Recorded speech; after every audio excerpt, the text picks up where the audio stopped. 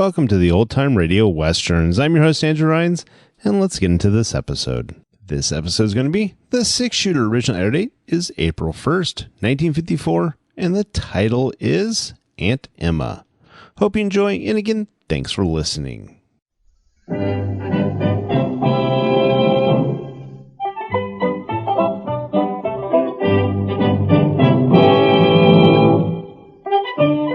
In a moment, you'll hear James Stewart as the six-shooter, just one of many fine programs brought to you each week on NBC.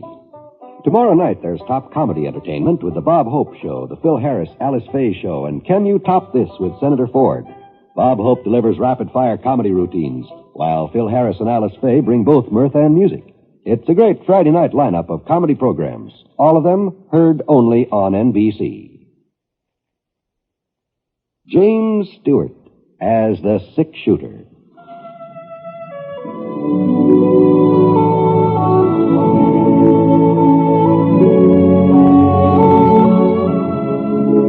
The man in the saddle is angular and long-legged. His skin is sun-dyed brown. The gun in his holster is gray steel and rainbow mother of pearl, its handle unmarked. People call them both the six-shooter.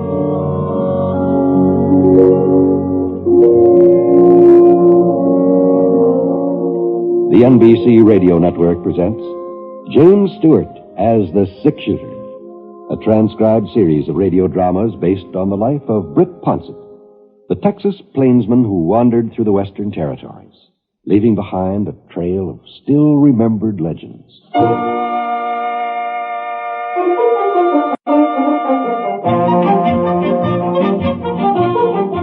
This was my first trip into Powder Creek for 3 months, I suppose. Working the spring roundup for Bar Y had been keeping me pretty busy, and there hadn't been any special reason for coming to town. But I figured it was about time to make an appearance.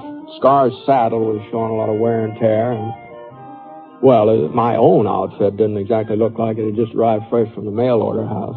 Pants were getting a little thin around the seat, and there was a pretty big hole in the sleeve of my jacket. I'd tried to patch it up, but I hadn't done a very good job. So I left Scar at the livery stable and headed over to Ethan Green River's general store. I aimed to get another jacket, a new pair of breeches, shirt or two, and I'd probably be able to find out what's been going on in the town while I was at it. Ethan usually managed to keep up on the latest Powder Creek happenings. Well, the store hadn't changed much. Everything seemed to be about the same. And Ethan, he hadn't changed much either. He must be almost 65 by now. He sure didn't look that old, though. Standing there by the pickle barrel, munching on a great big fat juicy dill. Howdy, Ethan. Well. I've been wondering when you was going to honor us with your presence, Britt. That's all. Yes, sir. I was remarking about you just this morning. Told Miss Bennett when she come in to get some yardage for a new dress. I said to Miss Bennett about time for the six-shooter to be coming into town. He's sort of overdue, I said. Overdue? What are you talking about, Ethan? Well, there's milk for you, for one thing. Letter. Somebody in Topeka, Kansas, from the looks of the envelope. Oh, it must be from Aunt Emma. She lives in Topeka. Oh, she does, eh?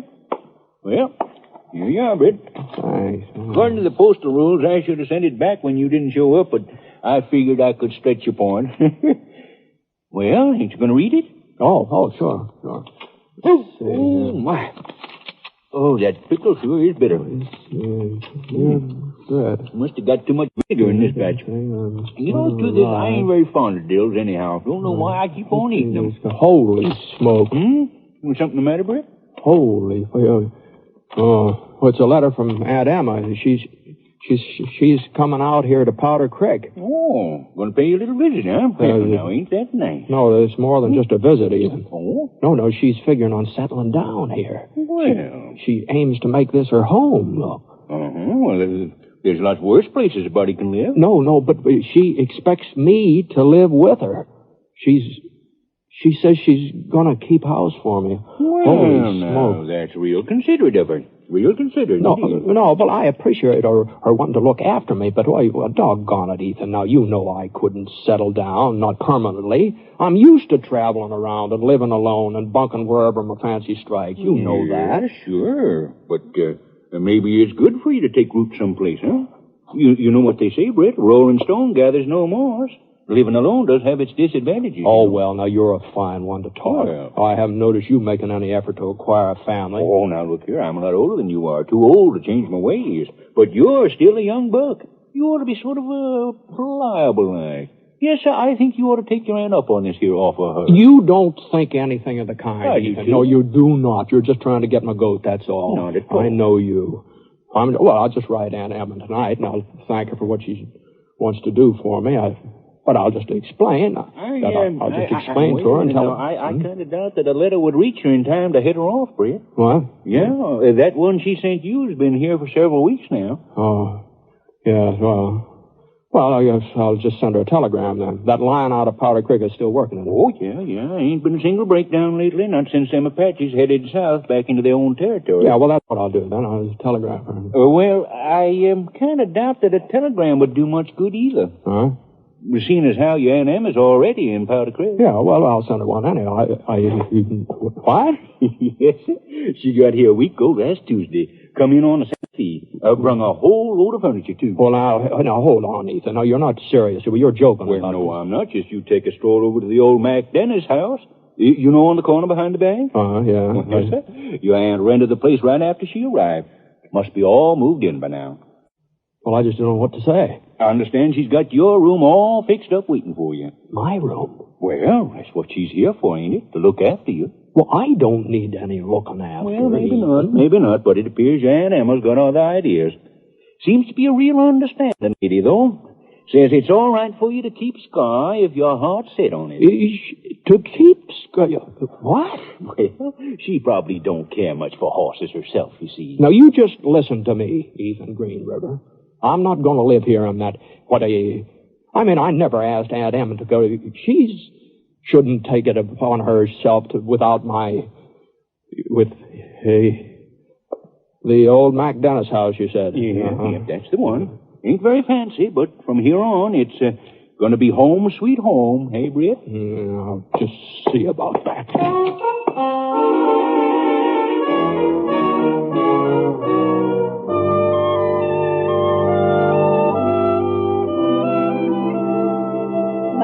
Goodness sakes, how you've grown, Britt. Oh, no, Aunt Em, no. I had my full growth the last time you saw me. I was 25 years old. Well, now, it seems to me you've shot up some since then. Not much flesh on you, though. Fact is, you're just plain skinny. Yeah, well, I reckon being so tall make me a little thinner than I really am, sort of appear to be. Your father was just as tall as you are, but he must have been a good 20 pounds heavier. Yes, ma'am. Well, we'll put some flesh on those bones of yours. A couple of good home-cooked meals, and you'll start filling in. Yes. You like the house, Britt? Yes. It seems real comfortable. Well, I haven't quite finished unpacking yet, and some of the big pieces have got to be moved. I was waiting for you to give me a hand. Yes, I'll be glad to, Aunt Em. Your room's right over there if you want to take a look at it. Oh, well... Go on, Britt, go on. Oh, you needn't be afraid I fixed it up real frilly or anything like that. Oh, no, I wasn't worried about that. Well? It looks fine. It's just fine. Just take a good feel of that bed. Oh. I'll bet you don't get a soft mattress like that in the bunkhouse where you've been sleeping. No, we sure don't. I'm working on a patch quilt for it. Started before I left Kansas.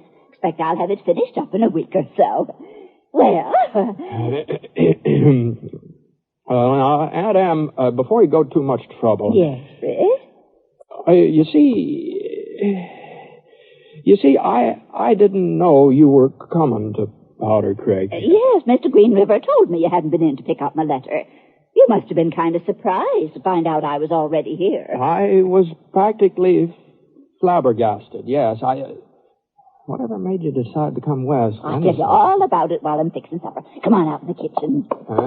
Yes, ma'am. Oh, shucks. I was going to have a real fancy meal for you first night in your new home, but you didn't give me enough warning. So I'll just have to warm up yesterday's pot roast, if that's all right. Oh, there's nothing I like better. Oh, there's some potatoes in that sack. Would you mind peeling a couple of them for me? No, not bad, not bad. Right here. Here, now, use this pan. Oh, there's the knife's in the drawer beside you. Oh, I see. Oh, This one? no, not the butcher knife, Oh. Britt. Here, now, this one. Oh, I see. That'll be better. Well, now, about my coming to Powder Creek, Britt. I just felt it was my bounden duty. You, ma'am? Well, you see, Carrie got married last February. Carrie? My youngest girl, your cousin Carrie. Cousin Carrie. She was almost 30, and I was beginning to wonder whether she'd ever get a... Well, she finally found herself a real nice man. Yes, he works for the Santa Fe Railroad Company. Got me a train ticket at half price. Uh-huh, is that so? Oh. Well, anyway, after she left home, that meant my family was all taken care of. My immediate family, that is. Uh-huh. And then I got to thinking about you, my only brother's son. All alone with nobody to look after you. Well, I've been getting along all right, Aunt Em. Now, don't you try to tell me that. If ever I saw a man that needed a woman to take a hold of him, why, those clothes you're wearing are a disgrace. Oh, yes, these are. Well, I was going to buy some new ones today. Well, if they was washed and ironed and mended proper, you wouldn't be needing new clothes all the time. A wife, that's what you really ought to have. But I suppose you're like the rest of the Ponsets. Put off everything until the last minute. Well, I don't going know. it alone is expensive, Britt. Oh, I'm not saying the two can live as cheap as one. And I don't want you to get the idea that I expect you to support me. Well, it's never even crossed my mind. No, indeed. I've still got some of the money your Uncle George left. And my boys both send me a little bit from time to time. I don't imagine we'll have any finance problems, Britt. Well, you see, Aunt Em, I'm signed up with the Bar Y, and I'm sorry, but I just can't very well stay on here in town with you. Well, there are other jobs besides ranching. Well, it's about all I'm good for. Oh, fiddlesticks. I've had a talk with Mr. Allington at the bank. He says he'll give you a position the minute you say the word. Oh, for Pete's sake. Me work in a bank? Oh, no, Aunt Em, in a bank? I wouldn't know the first thing about it. Oh, well, now that don't seem to bother Mr. Allington. He was real pleased with the idea. Said it would probably cut down some of his losses, having you as an employee. Ooh, what's the matter, Britt? Oh, okay. Sort of nicked my finger a little bit. Nothing serious. Here, you can use this piece of rag for a bandage. It's clean. Oh, no, Aunt Em. You don't want to get blood poisoning, do you? No, but Go ahead now, tie it on. All right. And you'd better let me finish those potatoes. If you're peeling them, there wouldn't be enough left to cook. Well, see, what I'm getting at, Aunt Em, is, well, I'm not the stay-and-put type of man. I'm sort of used to being on the move. Understand? Ponset, it's high time you lit someplace. Oh, I've heard about you and that gun of yours all the way back to Kansas. It's a wonder to me you haven't been shot up half a dozen times by now. At least those stories folks tell are true. Well, the stories probably did some growing on their way east. I'll bet I know one thing you don't. They've even got a title for you back there. Oh? Mm-hmm. The six-shooter. That's what they call you. No. As if the name of Ponset wasn't good enough. Huh. Well, don't you feel too bad about it, dear. After we live here in peace and quiet for a spell, everybody will forget all about those escapades of yours. Uh-huh. Now, Aunt Emma, there's just something I've got to explain to you, and I want you to understand that Chris, I know what you're trying to say.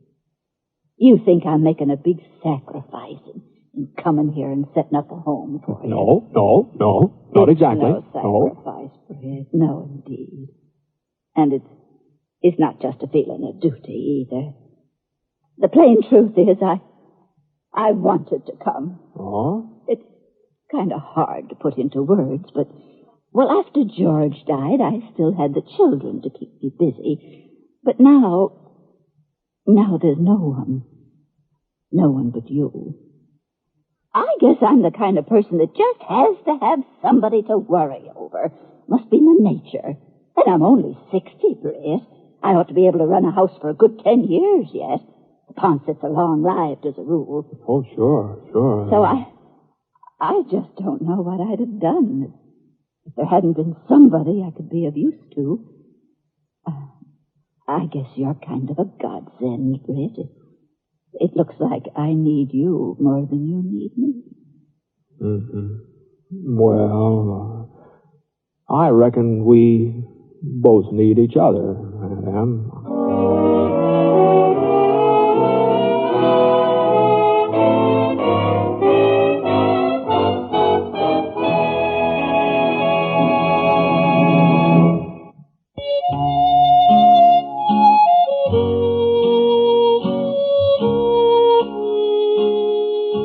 Well, I made out about as well as could be expected that first night I stayed with Aunt Emma.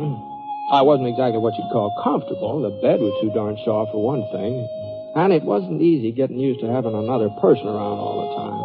Leastways, it wasn't easy getting used to Aunt Emma. I knew she had my best interest. Britt, Ponset, you eat the rest of those turnips. They're good for you.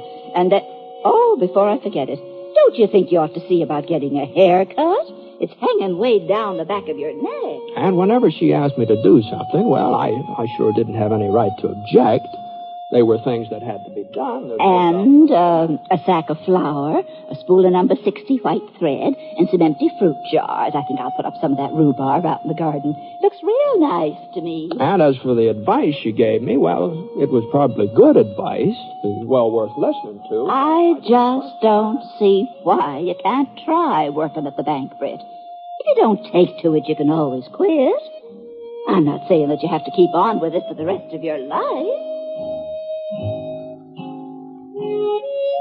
Well, after a week, I knew that I couldn't go on much farther. And when Dan Porterfield came in, I told him I'd be back to the ranch by the end of the month. But I sure didn't know how I was going to manage it. I just couldn't leave Aunt Em, not without hurting her. She just needed somebody like me to fuss over her.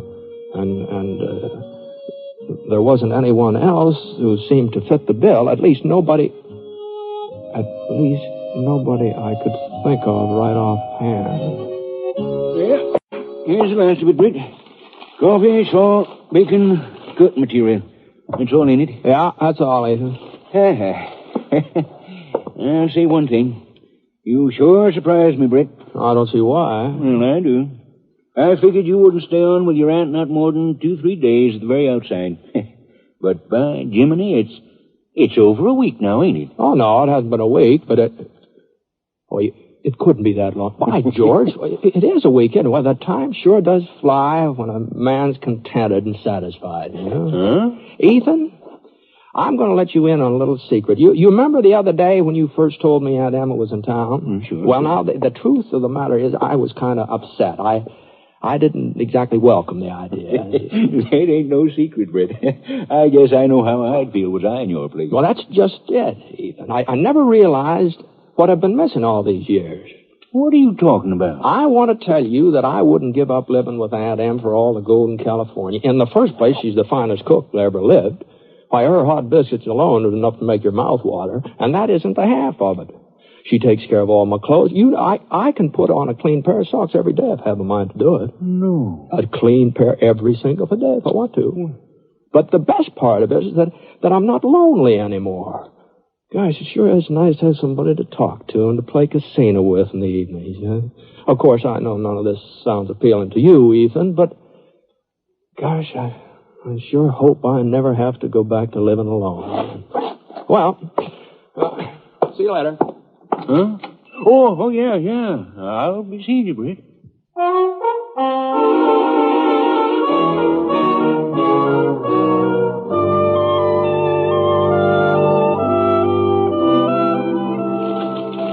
Britt, you forgot to get a wick for the lamp. Oh, yes, guess it did. Well, it sort of slipped my mind. You sure aren't much good at remembering things. Oh, well, I'll go back uptown and pick one up. It'll only take a minute. Never mind. We can do without until tomorrow. Better get your hands washed, son. Supper will be ready in a little bit. Yes, ma'am. By the way, I had a little chat with Ethan Green River this afternoon. That's nice. You know, he I kind of feel sorry for him. He's living alone. Nobody care whether he comes or goes and all that. Well, by his own choice, I'm sure. Yeah, it is. Well, I was just thinking maybe we could have him over to supper one night. Oh. Well, now, Britt, I'm not as young as I used to be, and getting on food for company, that's kind of an effort. Oh, but it wouldn't have to be anything special. And besides, it might be nice for you and Ethan to sort of get together, to sort of get a little better acquainted. You don't think I'd so much as look at another man after your Uncle George, do you? I'm surprised. Oh, no, I didn't mean anything like that. Well, I should hope not. Oh, no. No, the fact is, Ethan is kind of spoken for in a way. You don't say. Oh, yes. Maud Hinsdale. She's got her eye on him. Hinsdale? Hinsdale, yes. You know, the soprano in the church choir, the screechy one. Oh. Yes.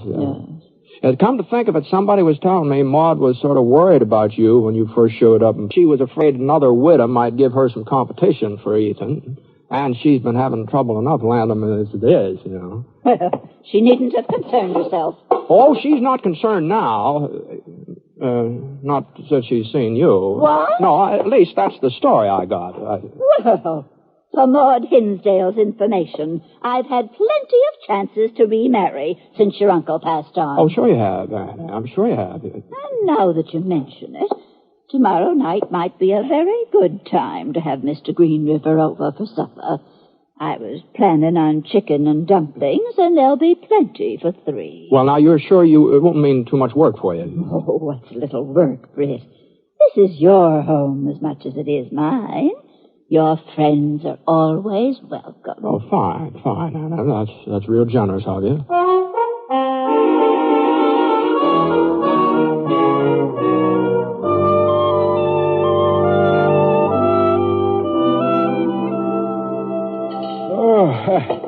I won't be able to eat again for a month of Sundays, Miss Bancroft. That's all there is to it. Oh, now, Mr. Greenriver, It's the truth. there's another whole apple pie we haven't even touched. I thought with 2 strong, healthy men like you, one pie wouldn't be near enough. No, please, not another mouthful. Well, if you're absolutely certain I can't tempt you to more of anything, I guess I might as well clear off the table. Can I help you, Aunt Em? Why, Britt, you know I don't like anybody in my kitchen. You two just go in the parlor and enjoy yourself. I'll be along in a minute. Yes, Sir Britt. You wasn't exaggerating one little bit. That aunt of yours is just about the finest cook I ever come across. It's mighty nice of you to say that, Ethan, considering that this is just a sort of a plain, ordinary, run-of-the-mill supper. It's about like what we get every night. No. Oh, yes. Sunday dinner, now, there. That's when she really puts herself out. Oh, dear. Oh, yes, that's Sunday. Well, say, you don't suppose you can manage to get me an invite to one of her Sunday meals, do you, Britt? No, I don't know. Oh, no, look, Britt, I'd sure appreciate it. Well, I can't promise anything, but I'll do my best.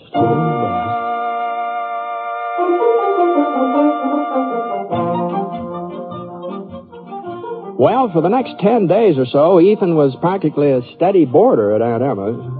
And he sure did put it away, too. Aunt Emma didn't seem to mind. She said she liked to see a man enjoy his food, and Ethan more than obliged her. I tried to leave them alone as often as I could, but as far as I could tell, their friendship just didn't seem to be progressing past the dining room table. Looked like I just have to sort of give Ethan a little touch of spur. So, one evening after spare ribs and sauerkraut, while Aunt Em was out in the kitchen doing the dishes... Oh, you gotta let my belt out another notch. That's all there is to it. Ethan? Yeah? There's something I've been meaning to ask you. You're right ahead, Britt. Well, now, you know I'm Aunt Emma's only relative. Uh-huh. In Powder Creek, that is. Yeah. She's sort of my responsibility. Mm-hmm. Well, what I'm getting at is your intentions. My what? Your intentions about Emma. Oh, I see what you're driving at now, Britt. Well, you don't have anything to worry about. I don't? No. I won't deny I'm real fond of Emma, and it's more than just a cooking, too. Under other circumstances, well, I might even consider asking her to marry me. Other circumstances? Yeah, well, you told me how you'd feel if anything happened to upset this little home you've got here, and I'd be the last man in the world to cause you any misery, Britt. Why, you're one of my closest friends. Now, just hold on here a minute. Now, Ethan. look, but you can take my word for it. You and Emma can live on here together just as long as you've a mind to, and I won't do a thing to interfere. But I'd like you to interfere. Huh? If you want to marry Aunt Emma and she wants to marry you, you'd be doing me a favor. No, Britt. I just won't let you make such a sacrifice. A sacrifice? Yes, that's just what it is, a sacrifice. All right, Ethan. You can believe whatever you like, but I've made up my mind. I'm not staying here in Powder Creek. I'm heading back to the Bar Y the first thing in the morning, and after I'm gone, Aunt Em will be all alone here, all alone, unless you plan to do something about it.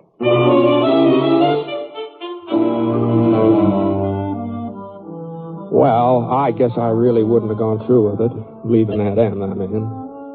But I was pretty sure that Ethan really liked her. And all he needed was a little prod. Well, a big prod. Anyhow, I got Scar out of the barn and rode around for an hour or so. But when I came back to the house, Ethan's buggy was gone. Maybe he hadn't proposed at all, or maybe she turned him down. Well, only one way to find out, and that's go inside.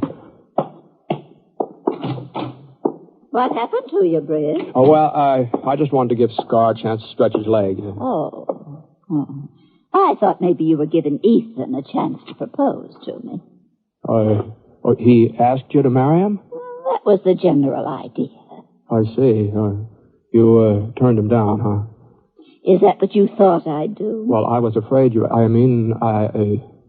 I figured you'd be worried about what would happen to me. That was all. I'm not the least bit worried about what'll happen to you, Britt Ponset. What? Why, I've known since the first week you moved in here that it just wouldn't work out. It's clear as day that you and that horse of yours aren't going to be happy unless you're roving around somewhere, bedding down without a roof over your head. Oh, I saw those blankets of yours on the floor. I know how you've been sleeping. Well, Yes. It appears to me that there are some men who take to being looked after and cared for, and there are some who just don't. Huh. That's why I agreed to marry Ethan. You accepted him? Of course I did. He's the kind of man who'll take to being looked after. Well, I hope you're right, Aunt Em. I sure hope you're right.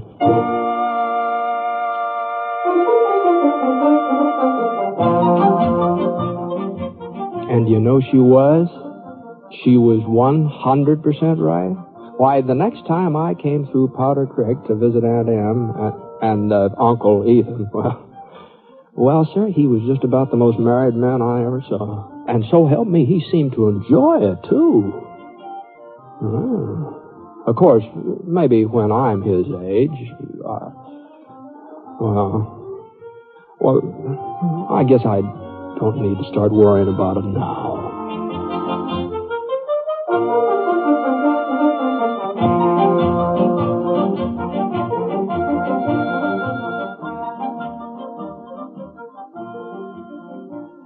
The Six Shooter is a transcribed NBC Radio Network production in association with Review Productions. It is based on a character created by Frank Burt and is written by him. Mr. Stewart may currently be seen in the Universal International picture The Glenn Miller Story. Others in the cast were Eleanor Audley and William Johnstone. Special music for this program was by Basil Adlam, and the entire production is under the direction of Jack Johnstone. All characters and incidents were fictitious, and any resemblance to actual characters or incidents is purely coincidental. By the way, you'll be interested in knowing that the Six Shooter has been chosen for broadcast to our men overseas through the facilities of the Armed Forces Radio Services. This is John Wall speaking.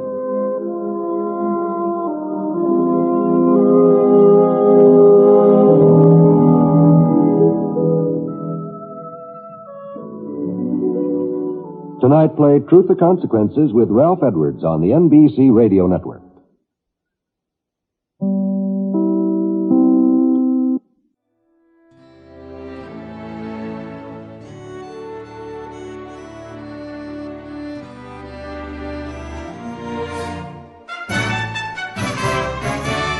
This has been a presentation of OTRWesterns.com, and we hope you enjoyed. Please take some time to like and rate our shows in your favorite podcast application. Follow us on Facebook by going to OTRWesterns.com/Facebook.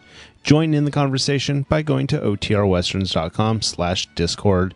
And don't forget to send us an email, podcast@OTRWesterns.com. This episode is copyright under the Attribution Non-Commercial Share Alike copyright. For more information, go to OTRWesterns.com/copyright. Have a great day, and again, thanks for listening.